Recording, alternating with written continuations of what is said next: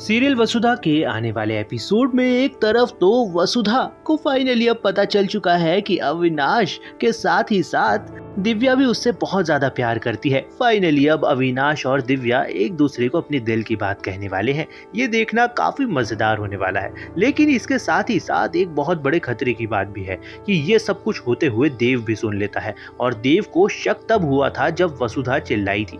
उसको शक हो गया था कि शायद कुछ ना कुछ बात जरूर है, लेकिन देव वहां से जानबूझकर चला गया था। और अब देखना काफी इंटरेस्टिंग होने वाला है, क्योंकि देव को अब वसुधा अच्छी तरीके से समझाने की कोशिश तो करेगी, लेकिन उसे समझ में नहीं आएगा।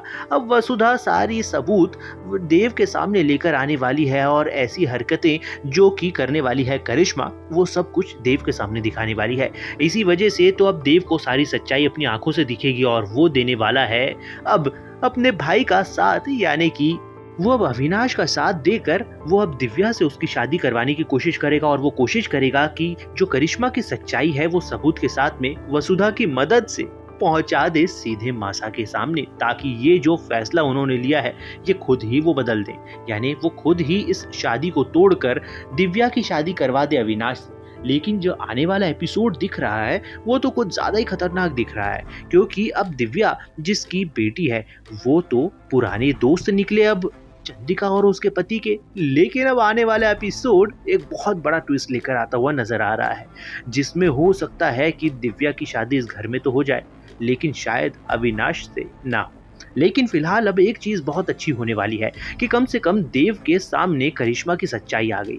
तो करिश्मा तो अब इस घर की बहू बनने से रही, वो तो इस घर की बहू नहीं ही बनने वाली है, क्योंकि अब उसकी सच्चाई कोशिश करेगा देव की सबके सामने लेकर आए।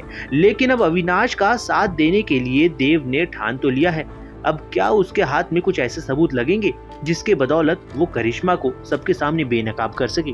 देखना यही तो मजेदार होने वाला है। लेकिन उसके साथ ही साथ अब वसुधा और देव की जो जोड़ी बनने वाली है इस पूरे कांड में एक्सपोज करने के लिए करिश्मा को, वो बहुत ही प्यारी केमिस्ट्री दिखाती हुई नजर आने वाली है। खैर, आपको क्या लगता है कि अगर चंद्रिका के सामने ये सब सबूत आ जाएंगे तो वो क्या रिएक्ट करेगी?